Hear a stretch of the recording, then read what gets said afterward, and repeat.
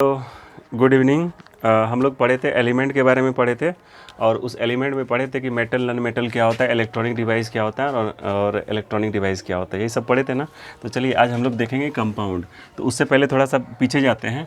तो मैटर के बारे में हम बताए थे कि मैटर जो होता है ये 3 प्रकार का होता है, ठीक है। इसमें बताए थे कि एक होता है एलिमेंट, इसका सिर्फ ओवरव्यू ले लें, ये होता है कंपाउंड, और एक होता था मिक्सचर, ठीक है।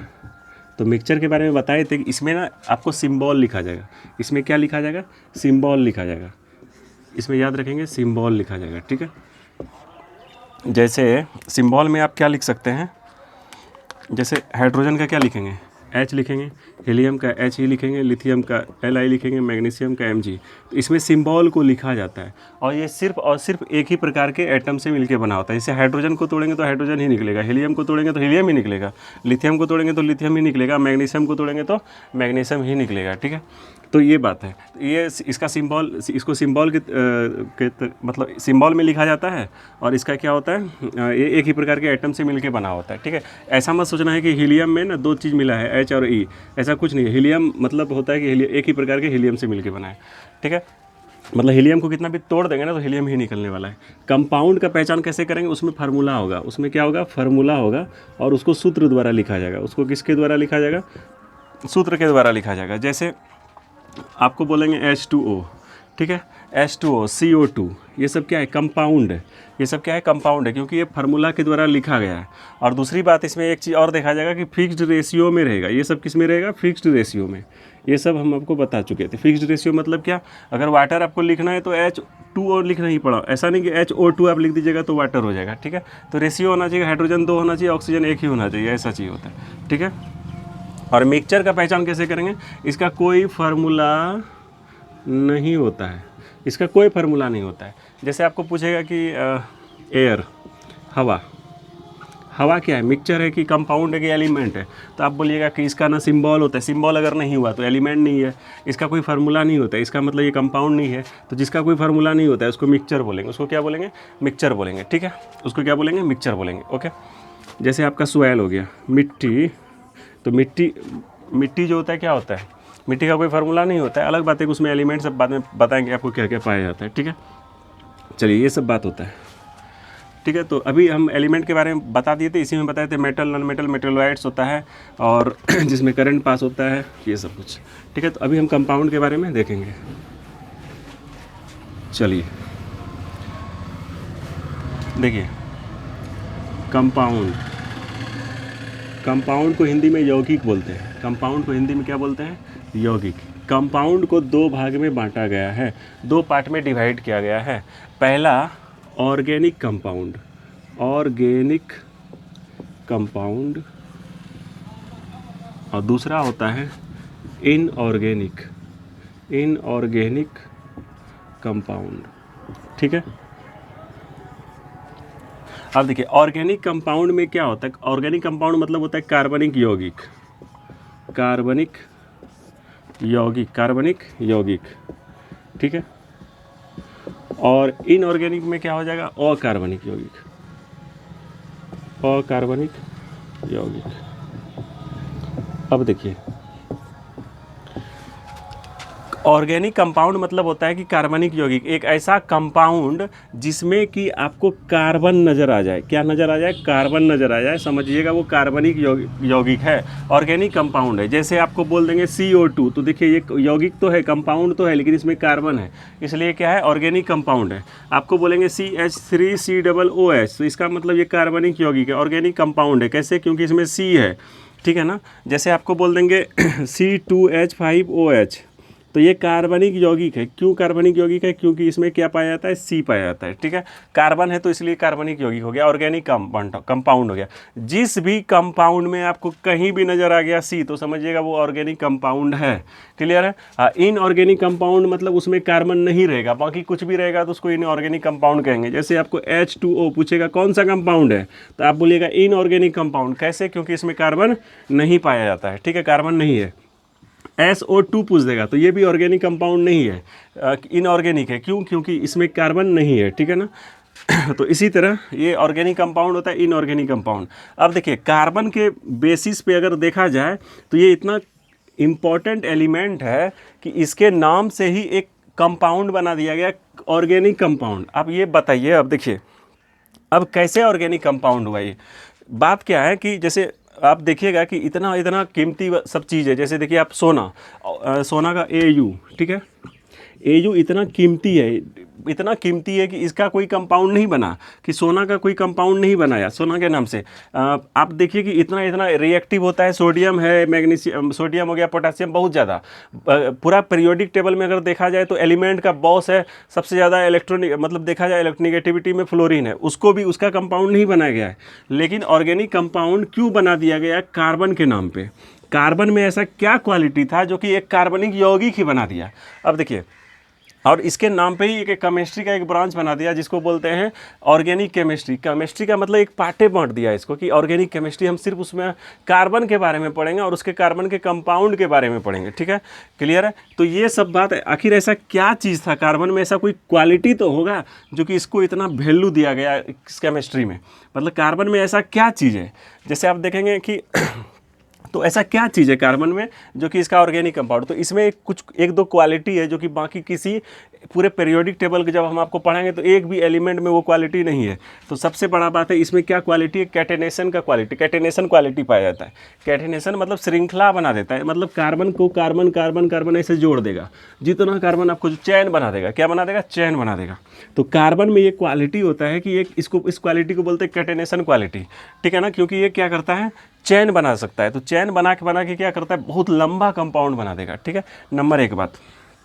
तो कार्बनिक ये जो चीज़ था ऑर्गेनिक कंपाउंड, इसलिए ऑर्गेनिक केमिस्ट्री इसलिए बना दिया गया क्योंकि कार्बन में एक ऐसा क्वालिटी पाया जाता है जो कि ये क्या बनाएगा, चैन बना देगा, बहुत लंबा चैन बना सकता है। ठीक है, तो देखिए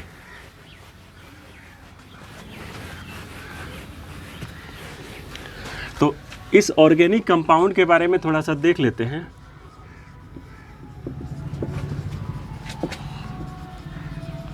ऑर्गेनिक कंपाउंड किसको बोलेंगे, एक ऐसा कंपाउंड जिसमें कि कार्बन होगा और कार्बन का कौन होगा, बेटा बेटी, पूरा मतलब रिलेटिव सब होगा, उसको बोलेंगे ऑर्गेनिक कंपाउंड। मतलब हम इस ऑर्गेनिक कंपाउंड में, ऑर्गेनिक जब केमिस्ट्री हम आपको पढ़ाएंगे तो ऑर्गेनिक केमिस्ट्री में हम किसके बारे में पढ़ते हैं, जिसमें कि आपको सिर्फ और सिर्फ एक ही माला जपना है। क्या, एक माला ले लेना है और करना है carbon carbon carbon carbon carbon carbon carbon carbon carbon carbon, इस तरह मतलब आपको बार बार कार्बन के बारे में ही उसको, उसमें बस एक ही चीज़ आपको मिलेगा। ऐसा नहीं है कि कार्बन ही खाली मिलेगा, बाकी और भी चीज़ मिलेगा, लेकिन क्या मिलेगा, तो पहले तो इसमें कार्बन मिलेगा। ठीक है, तो आप सोचिएगा कि क्या डिफिनेशन अगर हमको लिखना होगा कि ऑर्गेनिक कंपाउंड को और कैसे डिफाइन करेंगे, तो आप क्या बोलिएगा कि एक ऐसा कंपाउंड जिसमें कि हम माला जपेंगे कार्बन कार्बन कार्बन, उसको ऐसा नहीं है।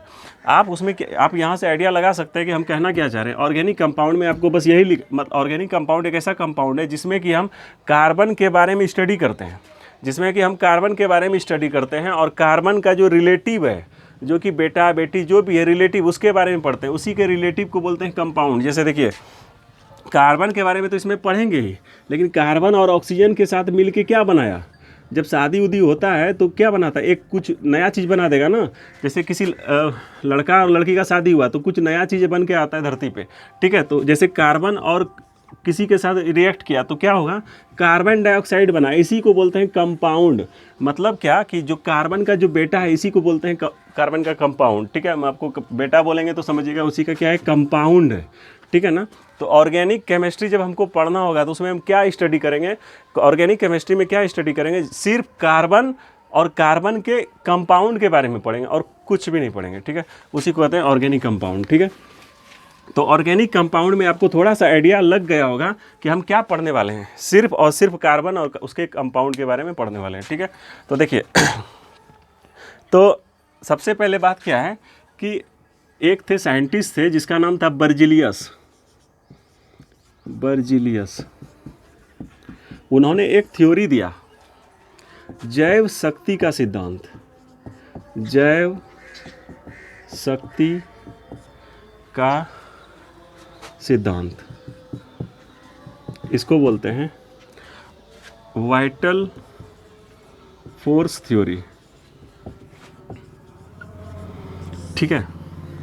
वाइटल फोर्स थ्योरी, इन्होंने ये कहा, इस थ्योरी में ये कहा कि इस दुनिया में अगर कोई भी कंपाउंड आपको बनाना है, कोई भी ऑर्गेनिक कंपाउंड बनाना है ना, तो आप बना नहीं सकते हैं, कोई भी आदमी इसको बना नहीं सकता है। तो फिर क्या करेगा?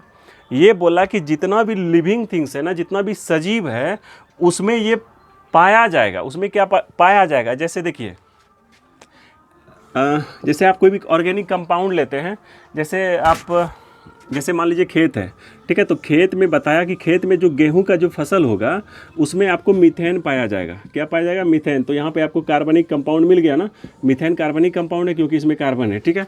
बोला जैसे बोला कि यूरिन होता है ना, यूरिन में बोला कि आपको यूरिया के फॉर्म में ये मिल जाएगा, ठीक है। जैसे कोई बिच्छू का जो डंक होता है उसमें फॉर्मिक एसिड होता है, फॉर्मिक एसिड होता है, ठीक है, CH3COOH बताएंगे फॉर्मेटिक। तो वो सब उसमें पाया जाएगा, मतलब प्राकृतिक रूप से ही नेचर में पाया जाएगा। इसको कोई आदमी नहीं बना सकता। इसने ऐसा बोल दिया कि इस दुनिया में कोई भी कुछ भी कर ले, ऑर्गेनिक कंपाउंड को बना नहीं पाएगा, ये पाया जाता है। जैसे कहीं भी कीचड़ वगैरह दलदल वाले फसल में आप देखेंगे, मतलब ये खेत है ना, तो उसमें देखेंगे कि मतलब जहाँ पे दलदल वाला मार्सी प्लेस होता है ना, तो वहाँ पे मीथेन थोड़ा सा स्मेल आता है। जहाँ पे देखेंगे दलदल वगैरह कीचड़ वगैरह ज़्यादा है तो वहाँ स्मेल आता है, बोला मीथेन वहाँ मिल जाएगा। तो ये एक ऑर्गेनिक कंपाउंड है। यूरिन में आपको यूरिया मिल जाएगा। क्या मिल जाएगा? यूरिया मिल जाएगा। तो यूरिया का फार्मूला होता है NH2CONH2, आपको हम बताएंगे भी। तो यूरिया भी मतलब बना नहीं है, यूरिया का तो फार्मूला भी दिया ही नहीं था कोई। यूरिन, ठीक है। और फॉर्मिक एसिड में आपको ये मतलब कार्बनिक कंपाउंड मिलेगा। लेकिन कुछ दिन के बाद क्या होता है, इन्हीं का एक चेला था, इन्हीं का एक शिष्य था, विद्यार्थी था, स्टूडेंट था, उन्होंने एक ऐसा कंपाउंड को खोज दिया और प्रयोगशाला में बना दिया, लेबोरेटरी में बना दिया, जो कि कार्बनिक कंपाउंड था, ऑर्गेनिक कंपाउंड था। मतलब इन्होंने कहा था कि कोई भी आदमी ऑर्गेनिक कंपाउंड नहीं बना सकता जिसमें कार्बन हो, वो पाया ही जाएगा नेचर में, उसको कोई मैन मेड नहीं है वो चीज़। लेकिन इनका जो एक चेला था, इसका नाम था वोहलर। उन्होंने क्या किया, एक कार्बनिक कंपाउंड बना दिया। उस कार्बनिक कंपाउंड का नाम था यूरिया। उस कार्बनिक कंपाउंड का क्या नाम था? यूरिया। तो आपको परीक्षा में पूछा जाएगा कि यूरिया मतलब कृत्रिम रूप से, आर्टिफिशियली अगर देखा जाए तो सबसे पहले कौन सा ऑर्गेनिक कंपाउंड बना था, तो आप बोलिएगा यूरिया बना था। किसने बनाया था? वोलर ने बनाया था। किसने बनाया था? वोलर। मतलब इसका जो थ्योरी था उसको गलत साबित कर दिया, क्योंकि इन्होंने कहा था कि कोई भी ऑर्गेनिक कंपाउंड आदमी नहीं बना सकता है। और आज ऑर्गेनिक कंपाउंड अगर देखा जाए तो 4 लाख से भी ज़्यादा ऑर्गेनिक कंपाउंड हमारे आसपास में है, हमारे बीच में है, ठीक है। तो इन्होंने कहा था एक भी नहीं बनेगा। तो सबसे पहला जो ऑर्गेनिक कंपाउंड बना था वो क्या था? यूरिया था, ठीक है। क्या था? यूरिया था, ठीक है। लेकिन अगर आपको पूछेगा कि यूरिया का खोज सबसे पहले किसने किया था, तो आप वोलर मारिएगा तो गलत हो जाएगा। क्यों? क्योंकि इसने क्या किया था, यूरिया तो बनाया था लेकिन इन्होंने लेबोरेटरी में बनाया था। लेकिन आपको हम पहले बताएं कि यूरिया जो है यूरिन में पहले से पाया गया था, ठीक है, यूरिया, ठीक है। तो इसको किसने, तो हेलिन, याद रखिएगा, हेलिन राउल ने क्या यूरिया को सबसे पहले खोजा था। तो उसने जो खोजा था यूरिया को, तो कहाँ पे? यूरिन में। यूरिन कोई बनाता नहीं है, नेचर में पाया जाता है, मतलब ये मतलब नेचुरल है, ठीक है ना। तो लेकिन यूरिया को सबसे पहले बनाया किसने? तो वोलर ने। अगर यहाँ से आप देखिए कितना क्वेश्चन होता है कि जैव शक्ति का सिद्धांत किसने दिया, वाइटल फोर्स थ्योरी किसने दिया, तो बर्जिलियस ने दिया। इसने क्या कहा था कि कोई भी ऑर्गेनिक कंपाउंड मतलब जो भी नेचर में है वो है, लेकिन कोई आदमी उसको बना नहीं सकता है, ठीक है। मतलब इसके जो इस थ्योरी, ये जो थ्योरी था उसको किसने गलत साबित कर दिया? वोलर ने। उन्होंने आर्टिफिशियली एक ऑर्गेनिक कंपाउंड बना दिया यूरिया। और यूरिया आज देख रहे हैं कि हम मतलब जितना भी ऑर्गेनिक कंपाउंड है 4 लाख से भी ज़्यादा है, ठीक है। और उसके बाद लेकिन अगर आपको पूछा जाए कि क्या यूरिया सबसे पहले किसने, यूरिया को पहले इन्होंने खोजा? नहीं, यूरिया को सबसे पहले किसने खोजा था? हेलिन राउल ने, ठीक है। वो कहाँ मिला था? यूरिन में मिला था, ठीक है, क्लियर है। तो देखिए यूरिया का बहुत ज़्यादा अभी यूज होता है। जैसे क्या यूरिया का सबसे पहले अभी यूज जो होता है मतलब फर्टिलिटी में, मिट्टी को उपजाऊ बनाने में, जहाँ पे फसल अच्छा नहीं होता है वहाँ पे यूरिया दिया जाता है, आप लोग देखते होंगे, ठीक है। जैसे अभी BS6 गाड़ी निकला है, जितना भी भारत स्टेट 6 इसको बोला जाता है, BS6 गाड़ी निकला है, तो उसमें यूरिया का प्रयोग किया जाता है। इसका ये प्रयोग किया जाता है कि उससे कि पॉल्यूशन बहुत ज़्यादा नहीं निकलता है, ठीक है। क्योंकि पहले का जो गाड़ी वगैरह होता था, व्हीकल होता था, उसमें सल्फर की मात्रा बहुत ज़्यादा होती थी और पॉल्यूशन बहुत ज़्यादा होता था, उससे प्रदूषण बहुत ज़्यादा होता था। लेकिन अभी यूरिया देने के बाद क्या होता है, अभी प्रदूषण बहुत कम है, ठीक है। तो ऑर्गेनिक कंपाउंड पढ़ रहे थे, ठीक है ना। तो इसमें हम यूरिया वगैरह के बारे में देखें तो इसमें एक पढ़ रहे थे ऑर्गेनिक कंपाउंड, पढ़े थे ना। तो ऑर्गेनिक कंपाउंड में हम सबसे पहले क्या बोले कि इसमें हमको पढ़ना है कार्बन और इसके कंपाउंड के बारे में पढ़ना है। कंपाउंड मतलब इसका बाल बच्चा सबके बारे में हमको पढ़ना है, कार्बन और उसके बाल बच्चा के बारे में पढ़ना है। बाल बच्चा मतलब क्या, कार्बन डाइऑक्साइड, CH4, मतलब जिसमें कार्बन हो, ठीक है ना। कार्बन हाइड्रोजन के साथ मिलके क्या बनाया, कार्बन हाइड्रोजन के साथ मिलके क्या बना दिया था, तो H2, यहाँ बाद में जब इसको बैलेंस करेंगे तो CH4, ठीक है। तो ये सब करके आपको दिखाएंगे। तो इसमें हम कार्बन के बारे में पढ़ेंगे। तो मेनली अभी हम कार्बन के बारे में देख लेते हैं कि कार्बन है क्या, ठीक है, इतना इम्पोर्टेंट कैसे है। तो देखिए कार्बन,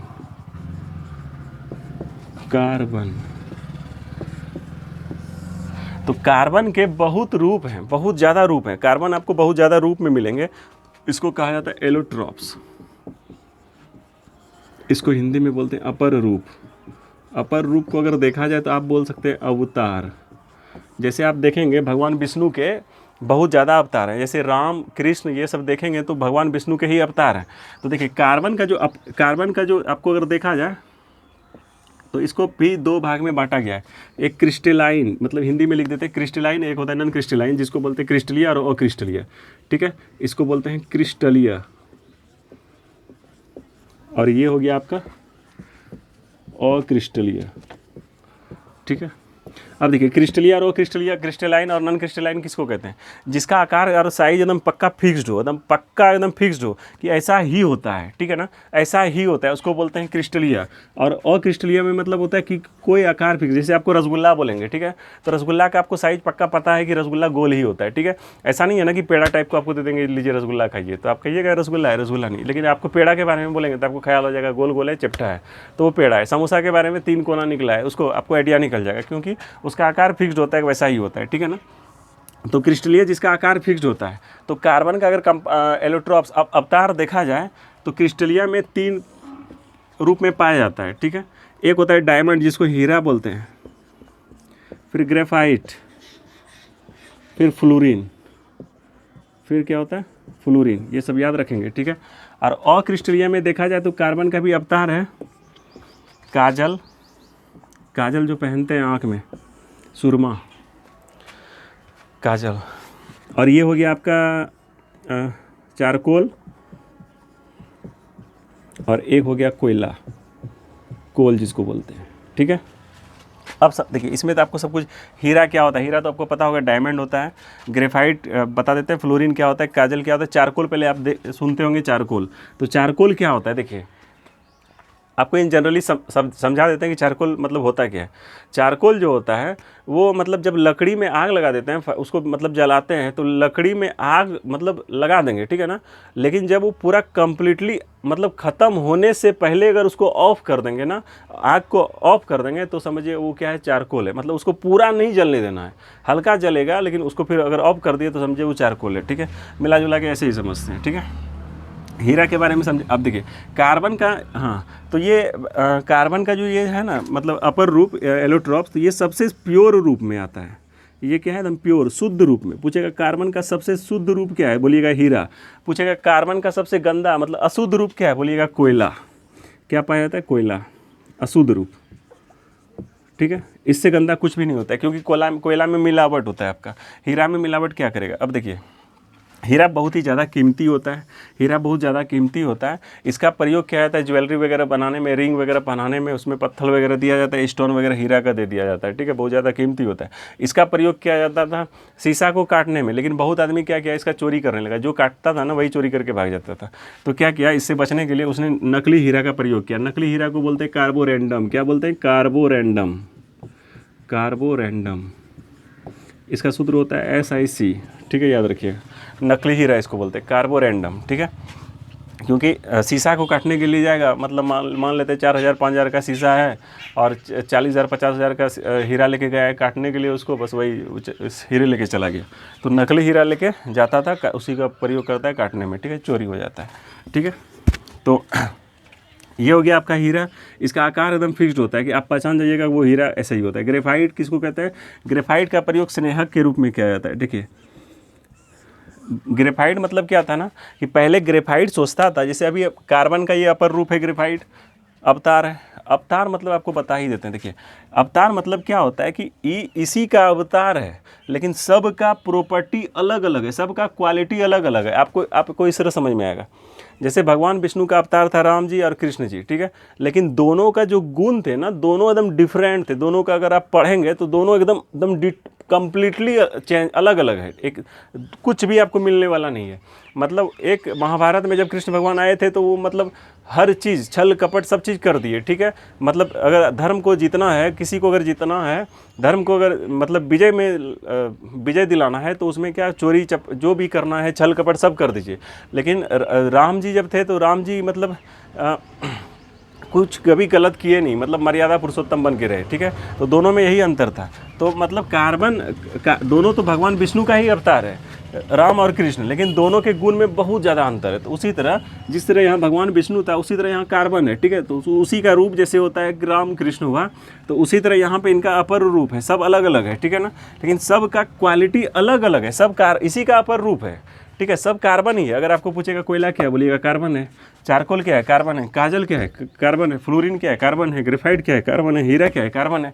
लेकिन सबका क्वालिटी अलग अलग है, सबका क्वालिटी अलग अलग है, ठीक है।